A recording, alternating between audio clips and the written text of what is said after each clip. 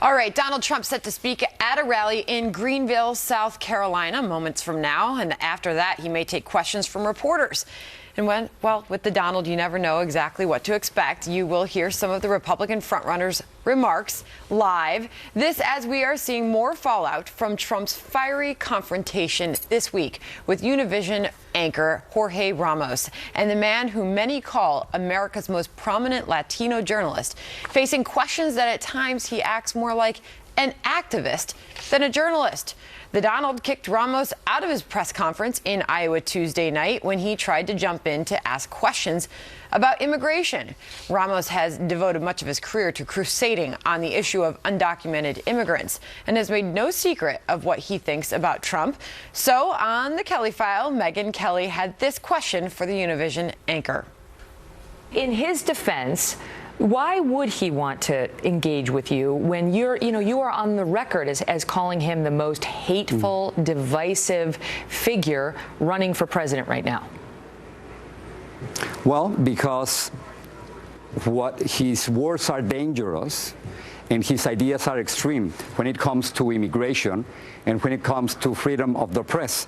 I've been a journalist for 30 years and I've never been ejected from any press conference anywhere in the world. Those are the things that you see in dictatorships, not in the United States of America. All right, I'm going to turn to a prize-winning journalist on the couch. Oh, aren't you sweet? Doctor? Faulkner. All right, so I was watching two things because I want to get to the facts here. Donald Trump had already motioned to another journalist, I'll take your questions. Jorge Ramos cut him off, and he didn't just cut him off, he started shouting. And if you want to talk about activism, I don't know.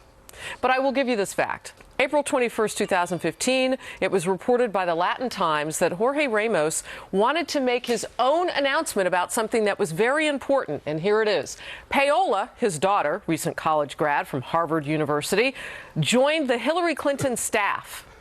And he wanted to be the person on air to tell the world that that was happening and to let viewers know that it would in no way, shape, or form inform his journalism. Third thing to know, Univision's CEO, just in the last couple of hours, has issued a statement bashing Donald Trump. And in it, just one sentence that I'll read, Mr. Trump demonstrated complete disregard for him and for the countless Hispanics whom Jorge seeks to represent through press questions that are at the heart of the First Amendment. That's fine, but the words "can I go next" also help if you have a question. But Donald Trump, obviously people are questioning his handling of that. Possibly could have said, I'll take those questions later. I will take your question, but right now I've moved on.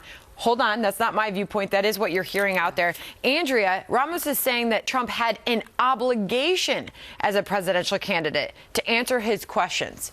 No, he didn't. He didn't have to. He handled it masterfully. If I was Trump's press secretary, I would have heaved a sigh of relief because that's the thing that makes you most nervous. I've done that job. You stand on the sidelines, Sandra. You watch the reporters ask questions. To have a candidate or a boss like Donald Trump, if you're the press secretary like I used to be, you're relieved because you know that that wasn't a question. That was an ideologically based tirade that turned into a soliloquy. And by the way, there's a first time for everything, Jorge.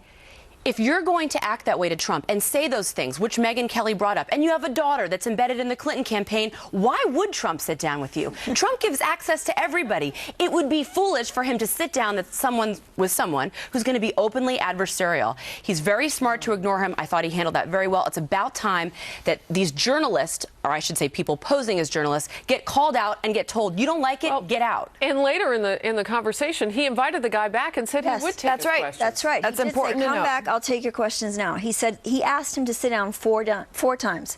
Sit down. Please sit down. Sit down. He wouldn't sit. You don't do that with Trump.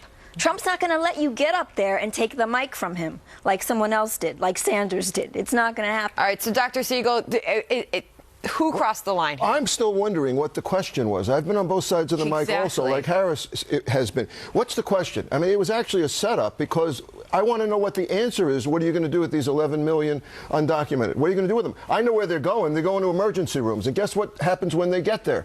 They water down Obamacare because Obamacare doesn't cover them for medical problems, and you can't get Congress to pass that. It's a problem. I want to hear what Trump's solution is. I mean, he wants to build a wall. He wants to, to send them back out, but he didn't ask it as though any answer would have mattered, and I think that's what Trump was reacting to. He was there to make a point. He was there to disrupt, to harass. It's not real journalism. And you know what he did? He proved Trump's point. Look at how you're behaving now. Wow. Why would I sit down with you and answer any of your questions? He also did something else that's a cardinal sin. And journalists try not to ever have it happen, and sometimes it does. He became the story.